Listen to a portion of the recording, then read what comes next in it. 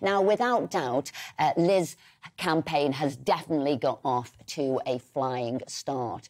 But, if anything, there was some missteps last week, weren't there, with the announcement of the regional pay boards, and then as you cancelled it, and it was the fastest cancellation of a policy ever, take credit for that, but then it was announced that it was willful sort of misinterpretation of what was said, which that wasn't the case. So how do you get past that, really?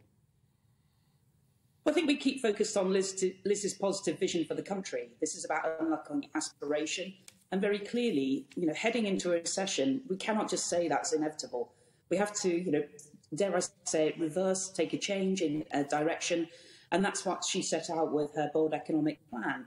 So as we are wanting to tackle inflation, working in partnership with the Bank of England, clearly there's blue water in this regard, and that Liz wants to cut the taxes, cut the corporation taxes, so we can get that investment and have true levelling up right around the country, getting spades in the ground and getting on with activity instead of, dare I say it, the mañana culture, which sometimes persists with the orthodoxy of the past. Therese, does it worry you that people like Nigel Lawson are not supporting what Liz Truss is saying about keeping inflation down and getting the economy going? And he said that, there's a danger that we're going to repeat the same mistakes that Anthony Barber made in the early 1970s, which led to sort of hyperinflation and ultimately a Labour government. No, I don't think there is. In this difficult time, we've got record or close to record unemployment.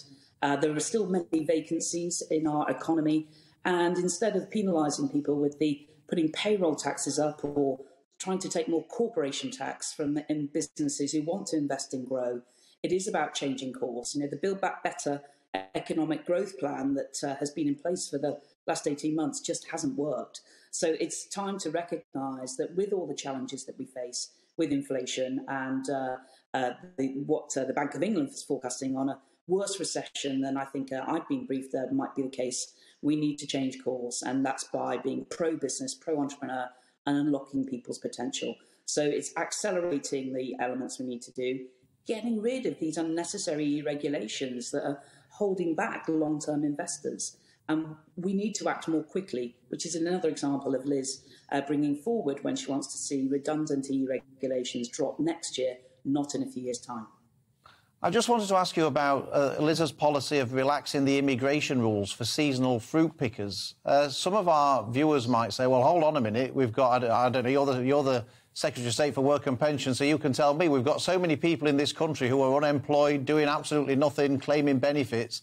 Why are we getting more unskilled labour from abroad to do jobs that people in this country could do if they sort of just got off and that, that you as the Secretary of State should be getting people in this country to do those jobs, not bringing in more people from abroad? Well, actually, our job centres are bringing people, whether it's in Kent or East Anglia, in connection with our farmers and others and processing plants as well. Some of these skills that, say, the poultry industry want, plucking turkeys at Christmas, in order to be productive, they're actually quite highly specialised skills.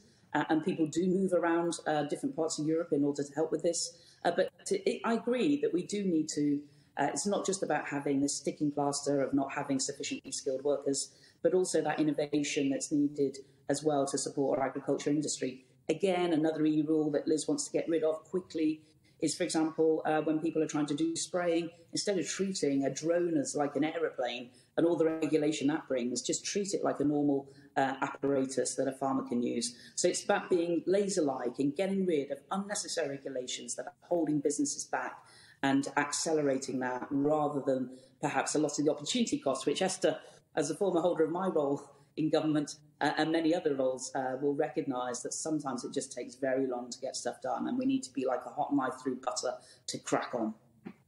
And as someone who is running on a Boris loyalist ticket, as Liz is doing, which of Boris's policies is she keeping? Because at the moment she seems to be changing a lot. So which one of his policies is she keeping? So I think a lot of the outcomes are still shared, absolutely. The levelling up, having that, getting the regional infrastructure going. She's actually increased the Northern Rail plan, making sure of that commitment there. I think it's about how some of this gets done. in order to protect our public services, to get more out of them as well. Also about streamlining government, we need a different approach on increasing our tax revenue coming in, and that's about getting growth. So, there used to be a Conservative philosophy that if you cut taxes, you get more tax in. And at the moment, we're seeing, unfortunately, tax rates heading north. But we need to continue to have that laser-like focus, as I say, on making sure that government is as efficient as possible, working with some great mayors. I'm sure Andy Street, if anybody's been to the Commonwealth Games in the last fortnight, will have seen a spectacular transformation of the West Midlands and more to come. And it's about getting stuff done a lot more quickly so that we can get businesses really thriving